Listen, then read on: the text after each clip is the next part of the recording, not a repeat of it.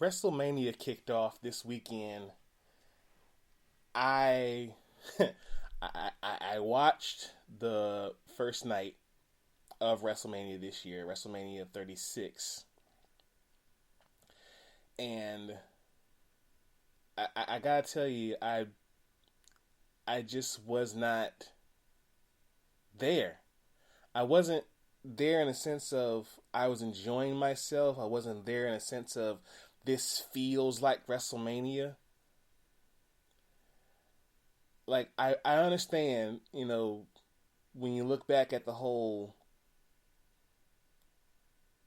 promo that Stephanie did at the very beginning of the show, where they're trying to express that they want to give us some relief or try to relieve the stress of what's going on right now during this current quarantine and pandemic.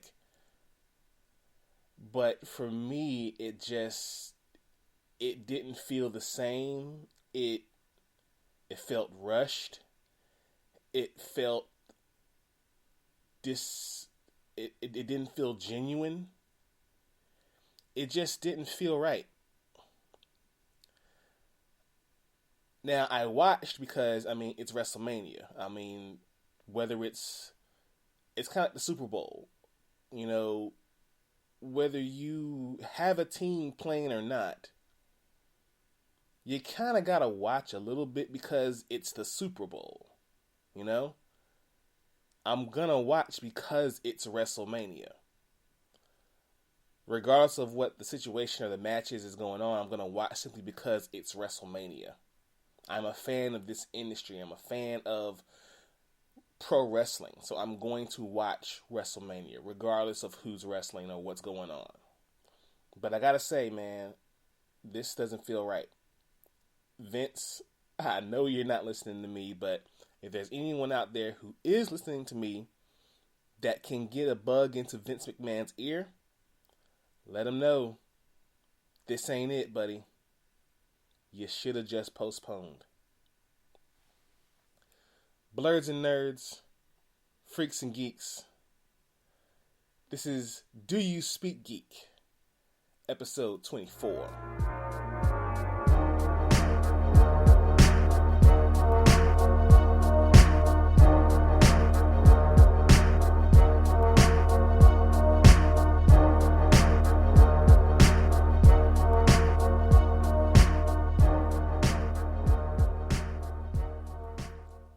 Alright, y'all, welcome to DYSG. This is your host, Nix. I am coming to you right now through your speakers, through whatever you're listening to right now on your phone. If you join us for the first time, welcome to the ride. If you're here once again, welcome back. This is the podcast, Do You Speak Geek? First of all, before I jump into all of that, let me first, because I haven't done this before, shout out to my brother-in-law, Ryan Raw. Y'all hear the beat at the very beginning. He did that beat. And I never shouted him out for that beat yet. So shout out to Ryan Ross for the beat.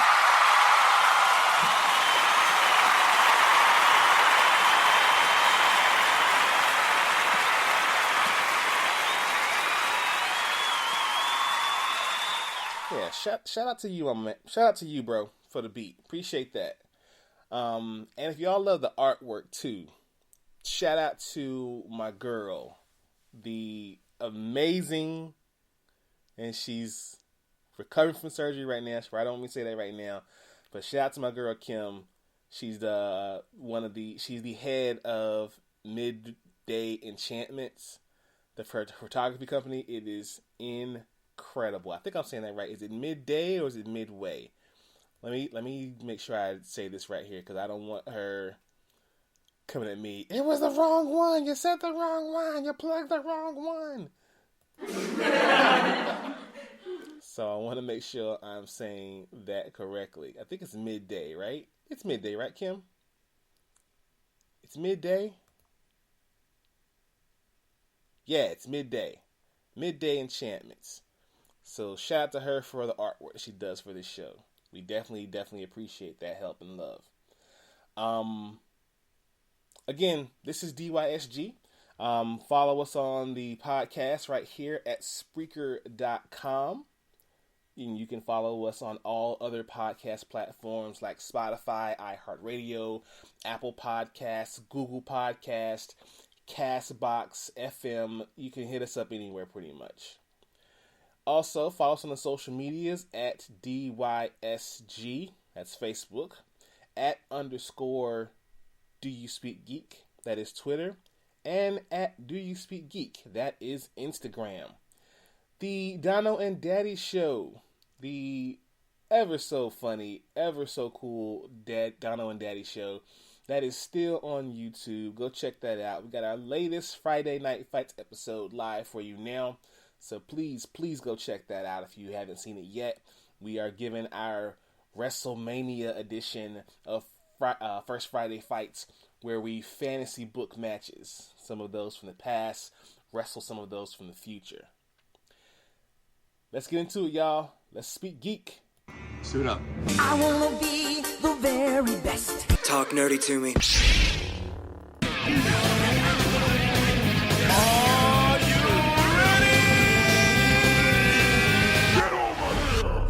All right, y'all, we're going to get into this thing right here we call DYSG.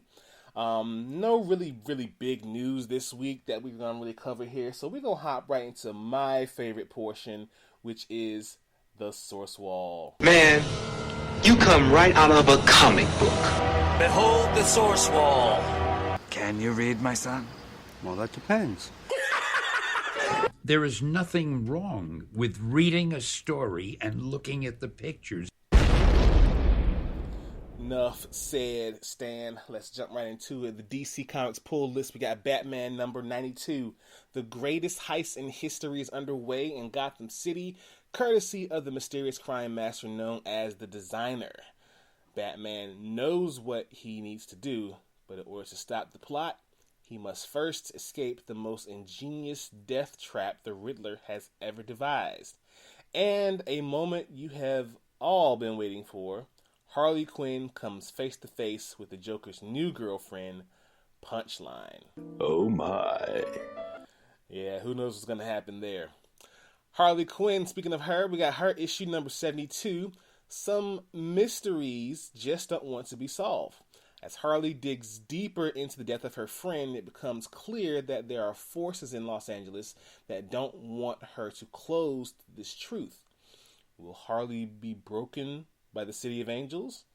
Or will she be able to avenge her friend's death? And will she be able to convince Booster Gold that he is not her crime-fighting partner and never will be? I love Booster Gold. He's one of my son's favorite superheroes. I don't know why, but you kind of gotta love Booster Gold. You gotta love him. And we got the trade paperback, a new graphic novel, Gotham High.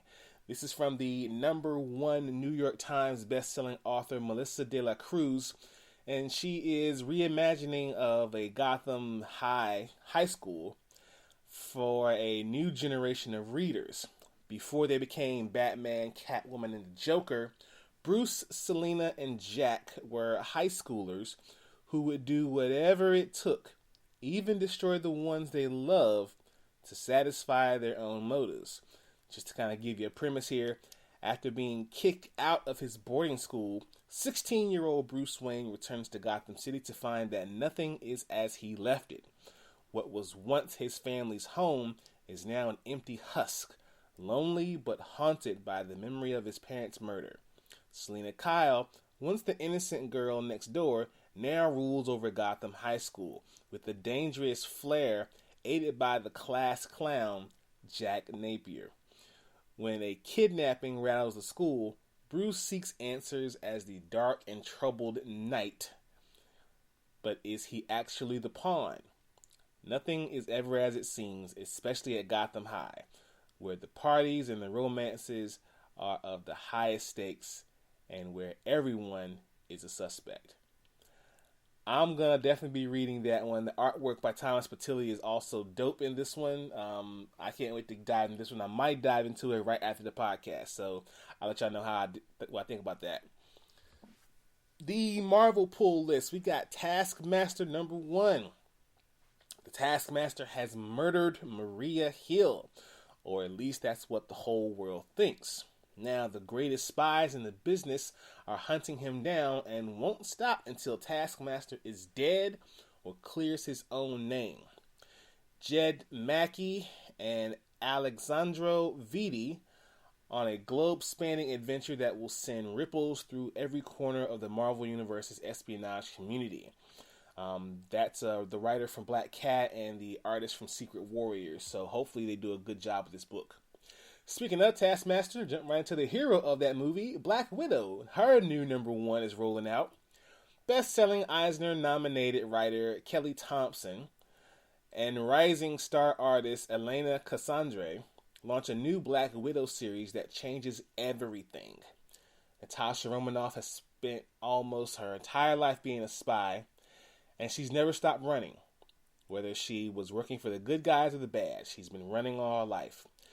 But Natasha's world is about to be upended. Beyond San Francisco's Golden Gate lies a mystery that only the Marvel Universe's greatest spy can solve.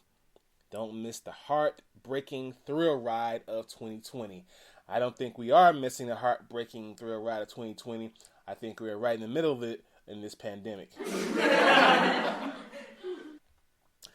All right, and we got a double entry. A double entry here for the Marvel Pool list. We got Empire Zero.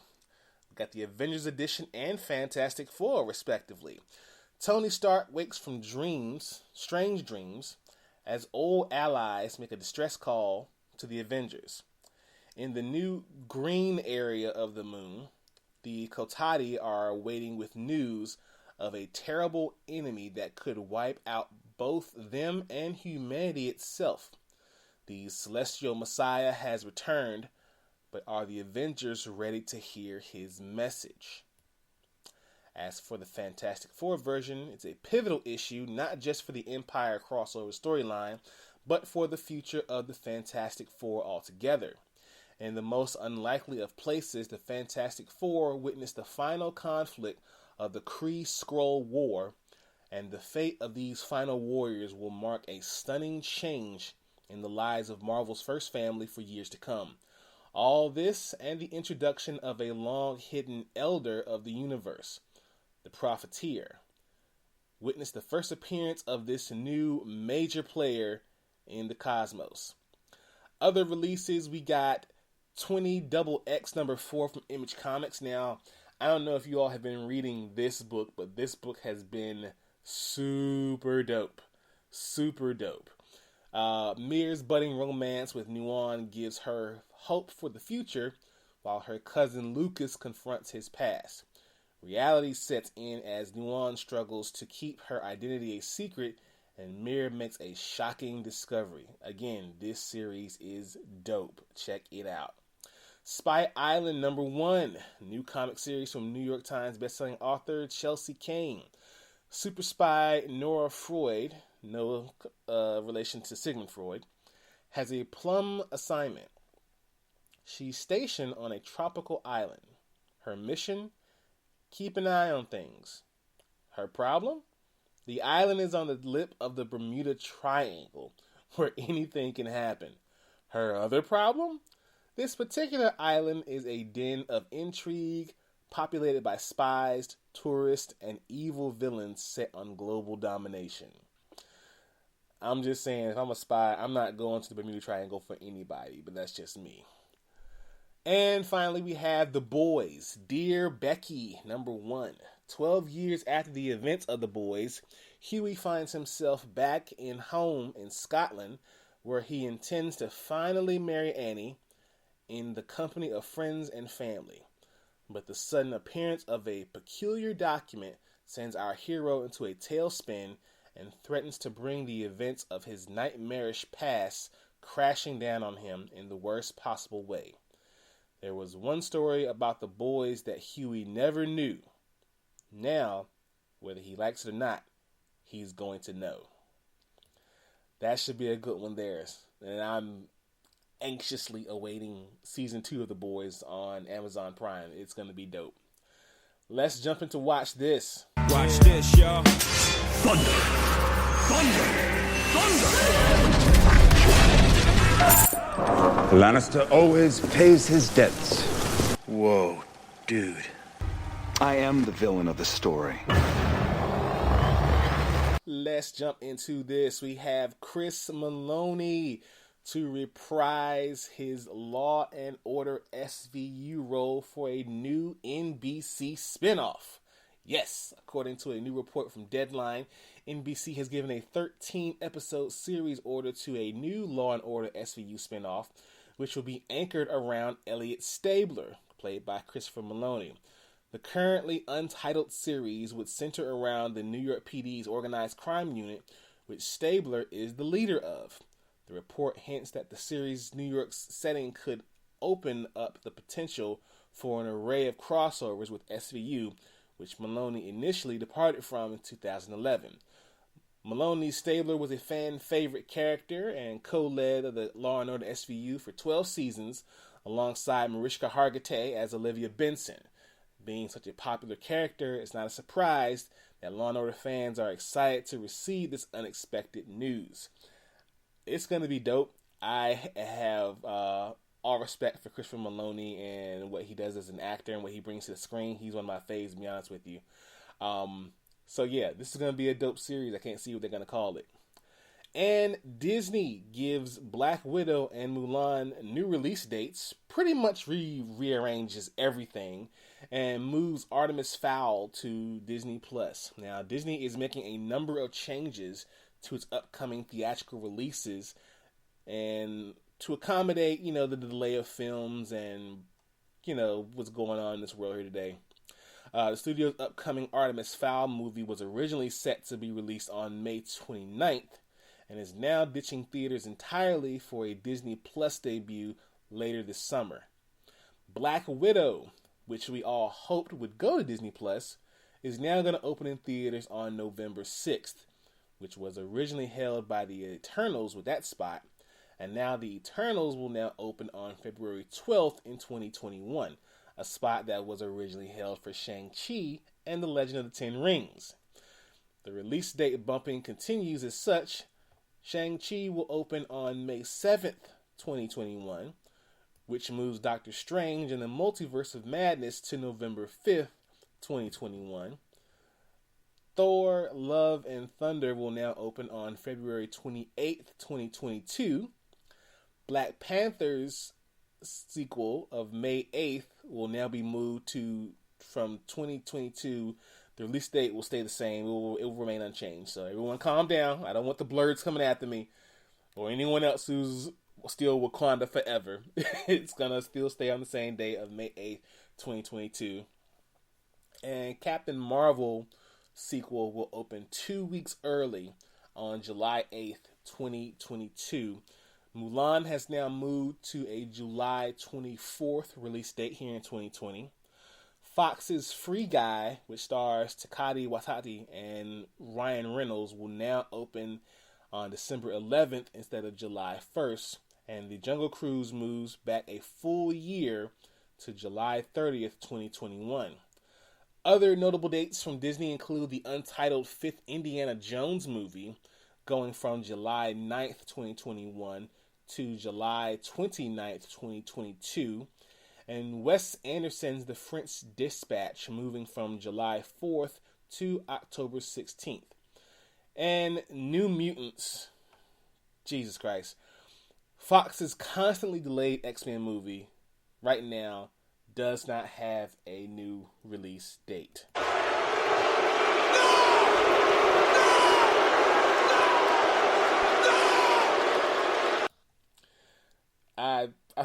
I feel so bad for this movie. This movie is never going to be seen in theaters if things just keep happening. I don't think it's probably got the Death Note on it or something. I don't know. But this movie is never going to make theaters. It's never going to see the light of day. They really should just send it straight to DVD and call it a day. I mean, I think half the cast in this movie are now maybe 2 years older now, so they're not even gonna recognize these people. Just put it on the shelf or put it on DVD. That's what I say to you, Fox and Disney. Either put it on the shelf or put it on DVD. That's how I feel. Let's jump into Thumb Life, people. Peace, love, and video games! It's on like Donkey Kong.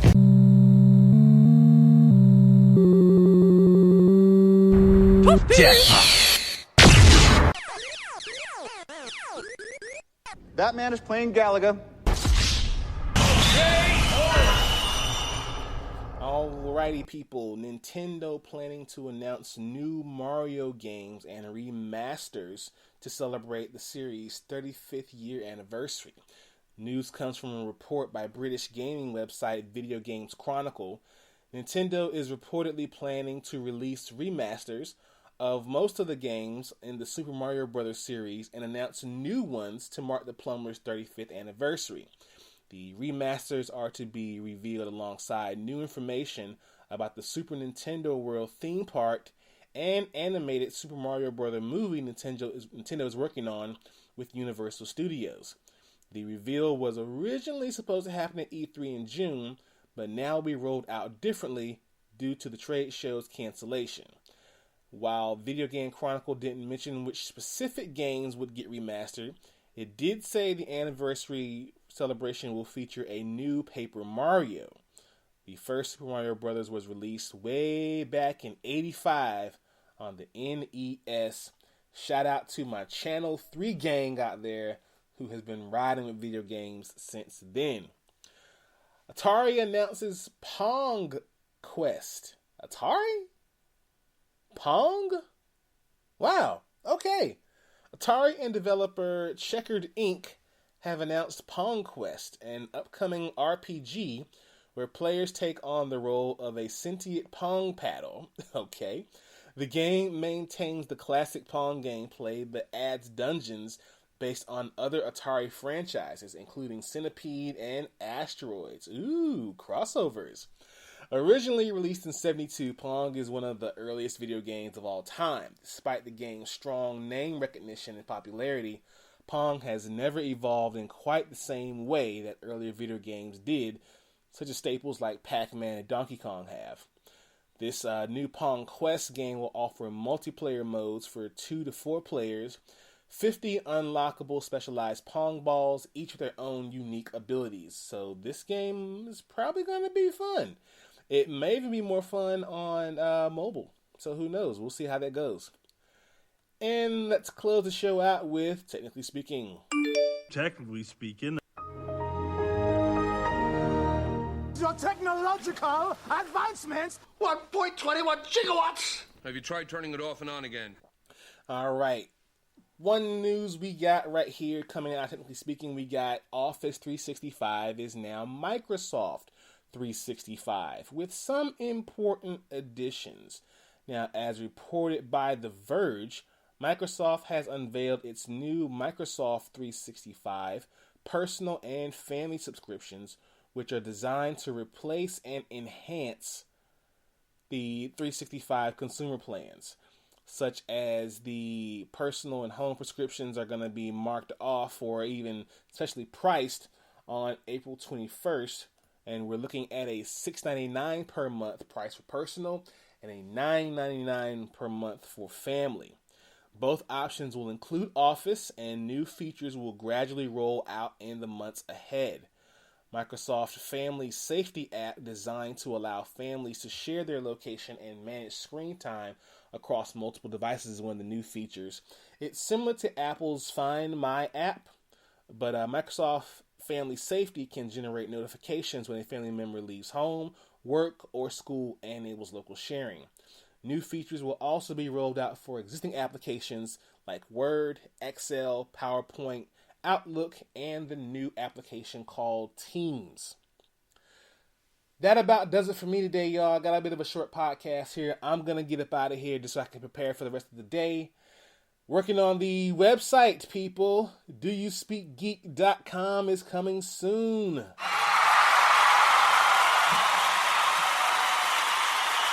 Yes, it is coming soon. Working on that right now for you guys. So you'll be able to have a central hub where to find all of this stuff that you can find for Do You Speak Geek. Stuff about me, stuff about Dono, stuff about the show. Just, stuff about everybody or anything. And it's going to be an awesome time. And I really can't wait for you guys to see the website. I hope you like it. I hope you enjoy the website. Also, more content coming soon from me. I'm going to be working on the second part to Origin Story and give you guys a glimpse of what you should be reading or what you should have read already from Marvel Comics. Working on that as well. Like I said, y'all, I'm going to get out of here. This has been your boy Nix. As always, live to play, play to win to live. I speak geek. You speak geek. Peace, y'all.